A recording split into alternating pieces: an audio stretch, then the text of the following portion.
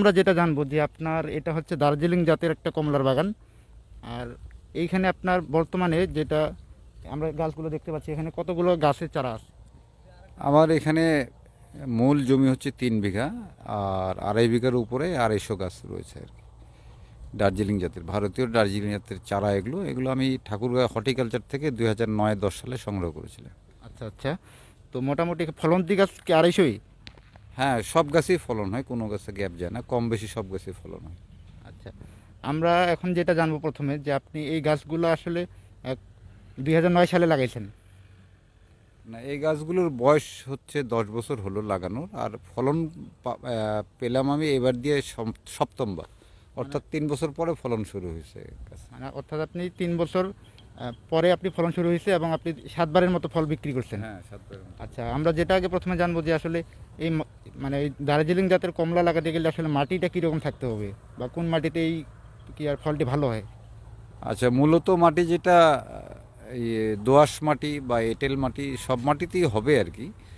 তবে যেটা মেইনলি আমরা বলি দোআঁশ আর কি, এই মাটিটাই সব থেকে ভালো। এঁটেল মাটিতেও হবে, যেহেতু কমলাটা উপরে, তার শিকড়টা উপরেই। আমি যদি এঁটেল মাটিতে প্রচুর পরিমাণে জৈব সার, গোবর সার ব্যবহার করি, তা আলটিমেটলি 8 ইঞ্চি উপরে মাটিটা নরম হয়ে যায়, সেখানে ফলন ভালো হয় এবং কোয়ালিটি আরও বেশি ভালো হয় এঁটেল মাটিতে। আচ্ছা আচ্ছা। তো আমরা যদি যেটা প্রশ্ন জানবো যে এই চারাগুলো আপনি কোথা থেকে জানিয়ে নিছেন? এই চারাগুলো আমি সংগ্রহ করেছিলাম ঠাকুরগাঁয়ে হর্টিকালচার থেকে। সেখানে একটা প্রকল্প ছিল 2006 11 5 বছর মেয়াদে একটা প্রকল্প ছিল, ভারতীয় দার্জিলিং জাতের চারা তারা করবে এবং বাড়ি বাড়ি তারা চারা দেবে ভিটামিন সি এর ঘাটতি পূরণের জন্য। এটা ছিল একটা সরকারি প্রকল্প, সেই আওতায়। তো ওইখানে প্রকল্প যখন বাস্তবায়ন হয়নি, ওই চারাগুলো আমি ওখান থেকে নিয়ে এসেছিলাম পরে। এগুলো আপনি যেটা আসলে দর্শক জানতে চায় যে চারাগুলোর প্রাইস তখন কত ছিল আসলে? চারাগুলোর প্রাইস তখন অনেক কম ছিল, মাত্র সরকারি যে মূল্য ছিল হর্টিকালচারে 5 টাকা মূল্য ছিল। মাত্র 5 টাকা মূল্য ছিল প্রতি পিস চারা। আর এখন যদি মানে মানুষজন লাগাতে চায় যে একটা পিস কত টাকা করে নিতে পারে? এখন যেটা কমলার যে বাজার মূল্য, অবশ্যই 200 টাকার নিচে হওয়ার কথা না আর কি। মানে 200 টাকা আনুমানিক। তো এই চারাগুলো আসলে কখন মানুষজন লাগাবে, কোন টাইমের আসলে লাগাইলে ভালো হয়? তো কমলাটা মেইনলি হচ্ছে যে, যেহেতু কমলার এই শিকড়টা আপনার কাদা পছন্দ করে না, অর্থাৎ বর্ষাকালে তার পানিও লাগবে কিন্তু সে কাদা পছন্দ করে না, এই জন্য বর্ষার 2 মাস পূর্বেই এইটা রোপণ করা ভালো। অর্থাৎ শীতকালটা সব থেকে ভালো সময়, যেটা নিজে নিজে পানি ম্যানেজমেন্ট করা যায়, অর্থাৎ মেঘের পানির উপর নির্ভর করা যায় না। মেঘের পানি হলে পানি যদি বেশি হয়ে যায়, কর্দমাক্ত হয়ে যায়, এবং সেখানে কর্দমাক্ত জায়গায় কমলার শিকড় গেলে পচে যায়, এই জিনিসগুলো হয় আর কি। এই জন্য শীতকালটাই সব থেকে বেস্ট টাইম কমলার চারা রোপণে। আচ্ছা আচ্ছা। তো আমরা শীতকালে লাগালে ভালো হয় এবং এটার মানে ডিস্টেন্সটা কতটুকু থাকবে? আপনার ভারতীয় দার্জিলিং জাত, এটা তো একটানা যে আমার বাগানটা দেখছেন, এই এই গাছগুলো একটানা 50 বছর ফলন দিবে এবং 50 ফিট হাইট হবে। তো স্বাভাবিকভাবেই এটা 20 ফিটের নিচে লাগানো ঠিক না। অবশ্যই 20 ফিট ইন্টু 20 ফিট দূরত্বে এই গাছটা রোপণ করাটাই ভালো আর কি। অনেকেই 15 ফিটের মধ্যে করে আর কি। আচ্ছা, আপনি বলতে চাচ্ছেন যে 20 ফিট ইন্টু 20 ফিট লাগাইলে ভালো হয়, অনেকে 15 ফিট লাগায়, এটা বলতে চাচ্ছেন? আর এটা আসলে লাগানোর কত বছর পর ফল দিবে? 3 বছর পর ফল দিবে? হ্যাঁ, তৃতীয় বছরে ফলন শুরু হবে, চতুর্থ বছরে অর্থাৎ 3 বছরে আপনি বাণিজ্যিকভাবে ফল বিক্রি শুরু করতে পারবেন। আচ্ছা আচ্ছা। তো আপনি যেহেতু এখানে মোটামুটি 7বারের মতো যেহেতু ফল বিক্রি করছেন, ওই হিসাবে আপনার এই যে বড় বড় গাছগুলো আমরা দেখতে পাচ্ছি এই মুহূর্তে, এই গাছগুলোতে আপনি প্রতিটা গাছে কত পিস কমলা বা কত কেজি বিক্রি করছেন? আমার এই বাগানটা আসলে এতদিন তো মিশ্র বাগান ছিল। আমি এই 6 বছর আম বিক্রি করছি, আম বিক্রি করার পরে আমি কমলা বিক্রি করেছি। কিন্তু এবারই প্রথম আম নেওয়ার পরে আমি বাগানটা কেটে ফেলেছি আর কি। তো স্বাভাবিকভাবেই কম বেশি গাছে ফলন ছিল। তো এখন যে গাছ আছে, আগামীতে প্রতি গাছেই গড়ে 700 থেকে 800 পিস কমলা হয়তো আসবে, এটা আশা করি আর কি। আচ্ছা আচ্ছা। তো এই ফাঁকাগুলোতে আপনি কি বলে আমের গাছ লাগাইছিলেন, হ্যাঁ, এইবারে সব। আপনি হ্যাঁ, কেটে ফেলছেন নাকি? হ্যাঁ, কেটে এই ফেলেছি। কেটে ফেলার কারণটা কি? কারণটা হচ্ছে, এটা স্পেস লাগবে অনেক, এই গাছটা অনেক বড় হবে দার্জিলিং জাতের, এটা দীর্ঘমেয়াদী গাছ, এটা দীর্ঘ 50 বছর ফলন দিবে। এটা অর্থকরী ফসল, এটা এটা হচ্ছে যে ট্যুরিজম এর সাথে রিলেশন। আমি যখন বাগানে কমলা লাল হবে, কমলা ধরবে, তখন মানুষের একটা ট্যুরিজমের একটা ক্ষেত্র তৈরি হবে, সেটাও আমি চেষ্টা করব মানুষের বিনোদনের জন্য, বিনোদনের ব্যবস্থা করব সেখানে। এই উদ্দেশ্যে আমি বাগানটা কেটে ফেলেছি, এবং স্পেস তো লাগবেই, ফলন বাড়বে, এই জন্যই এই কাজটা করা আর কি, আচ্ছা স্পেস। আসলে তাহলে দেখা যাচ্ছে যে আমাদের উত্তরবঙ্গের জন্য কমলার বাগানটাই বেস্ট, মানে লাগানো যায় আর কি মনে করি।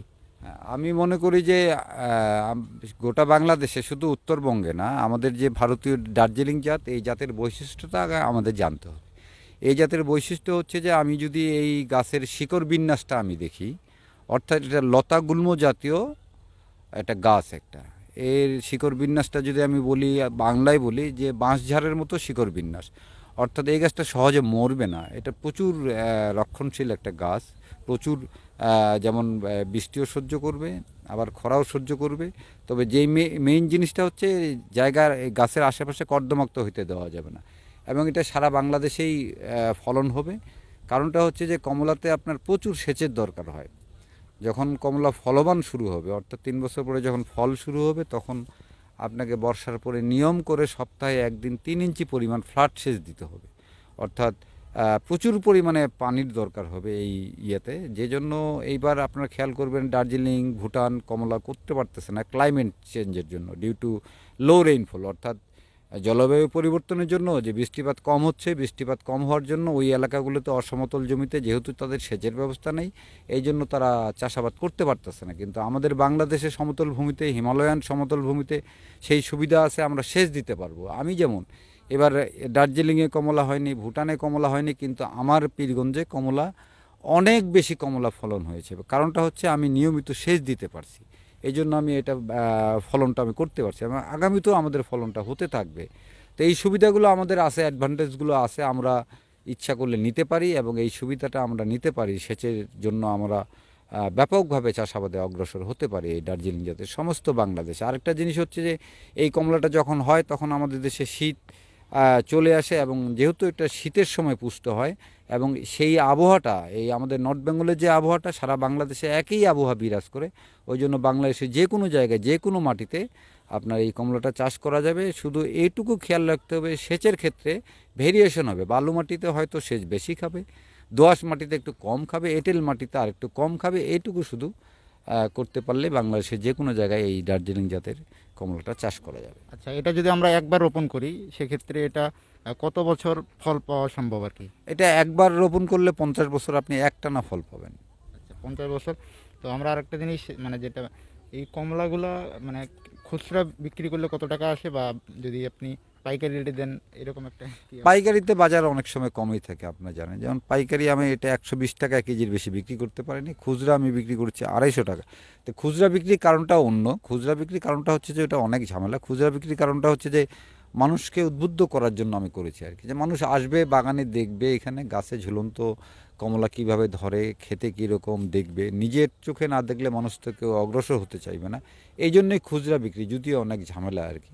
আরেকটা করার কারণ হচ্ছে যে এটার সাথে ট্যুরিজম রিলেটেড, অর্থাৎ মানুষ ওই সময় ভ্রমণের সময় নভেম্বর, ডিসেম্বর, জানুয়ারি মানুষ ভ্রমণে যেতে চায়। মানুষের, আমাদের বাংলাদেশে জনবহুল দেশ, জায়গা নেই ঘোরাফেরা করার, এই কমলার বাগানটা একটা ট্যুরিজমের ক্ষেত্র হতে পারে। আমরা এটা বিশাল একটা সম্ভাবনার জায়গা, ট্যুরিজমের সাথে যেহেতু রিলেটেড, এই জন্যই আমি আয়োজনটা করেছিলাম। এবার বাগানে বিক্রি করেছি, মানুষ সুন্দরভাবে ঘুরে বেরিয়েছে, একটা মনোমুগ্ধকর দৃশ্য ছিল, যেটা এখন আর নেই। আগামীতে আবার যখন ফলন হবে তখন সেই দৃশ্যটা আবার ফিরে আসবে আমি আশা করি। তো এই জন্য এই আয়োজনটা করার উদ্দেশ্য। আচ্ছা, এটা মানে কোন মাসে ফল দেয়? এটা আপনার এই যে মার্চের শেষের দিকে ফুল আসবে, আপনার জানুয়ারি এন্ড পর্যন্ত ফল থাকবে। ফুল থেকে ফল 10 থেকে 11 মাস সময় লাগে।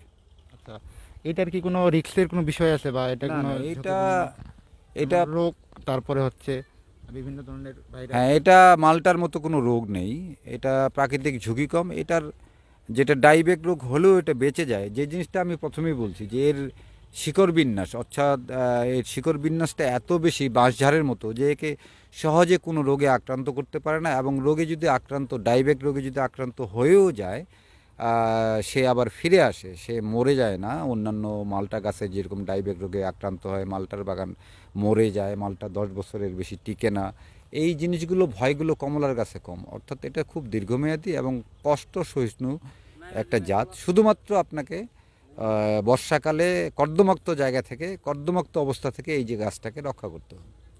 সুপ্রিয় দর্শক, আপনারা শুনলেন আঙ্কেলের কাছ থেকে যে আপনারা সারা বাংলাদেশে কিন্তু আপনারা কমলা চাষ করতে পারবেন। আপনাদের যে যেরকম মাটি আছে সেই জমিতে কিন্তু আপনারা এইভাবে কমলা চাষ করতে পারেন। তবে আপনাদের সঠিকভাবে সেচ দিতে হবে, সঠিকভাবে সেচ দিলে কিন্তু আপনারা কমলা চাষ করতে পারবেন। আর আঙ্কেল, আপনি এখানে আর কতগুলো লাগাতে যাচ্ছেন বা আমি যেহেতু এটা ট্যুরিজম রিলেটেড, প্রচুর মানুষের সমাগম হয়েছিল, আমি আটকাতে পারিনি। এক পর্যায়ে আমি টিকিট ছাড়া করছি, তারপরে মানুষ বেশি চলে আসছে, আবার টিকিট একবার করছি, টিকিটে আরও চাপ পড়ে গেছে, মানুষ বের হতে চায় না, আবার টিকিট আমি ক্যান্সেল করে দিছি। আমি সবাইকে বলছি যে আমার সময় মতো বাগানে ঢুকতে হবে, আমার সময় মতো বের হতে হবে। সেই অবস্থাটা কমলা শেষ হওয়ার প্রায় প্রায় 20 দিন হতে চললো, এখনও মানুষের আগমন আপনারা নিজেও দেখছেন কীরকমভাবে মানুষ আসতেছে। মানুষ আসা এখনও বন্ধ হয়নি, অর্থাৎ মানুষটা ভ্রমণপ্রিয় মানুষ, নেচার দেখতে ভালোবাসে। আমি সেই রাস্তায় এগুচ্ছি। আমি আমার সামনে যে আমের বাগানের মধ্যে অন্য বাগান থেকে আমি 10 বছর বয়সে গাছ এনে প্লান্টেশন করতেছি।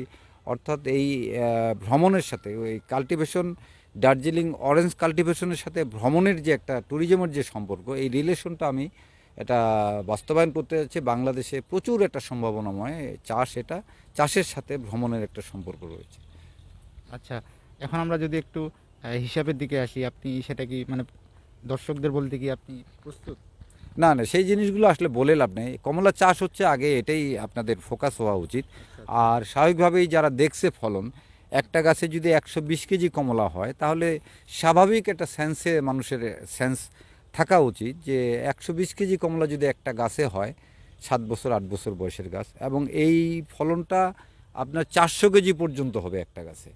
আগামী কয়েক বছরের মধ্যে, যেহেতু এটা 50 বছর ফলন দেবে, আগামী কয়েক বছরের মধ্যে 400 কেজি পর্যন্ত একটি গাছে ফলন আসার সম্ভাবনা রয়েছে। তো স্বাভাবিকভাবেই বোঝা যায় যে এটাতে লাভবান অবশ্যই হবে, এবং প্রাকৃতিক ঝুঁকি কম, বাজারজাত করতে সুবিধা বেশি, অনেক সময় পাওয়া যায়, দ্রুত পচনশীল না, কমলা নিজেকে নিজেই প্রিজার্ভ করতে পারে। এই যে সুবিধাগুলো আর কি, এগুলো মাথায় রাখলে স্বাভাবিকভাবেই বলা যায় যে এটা একটা লাভজনক ফসল।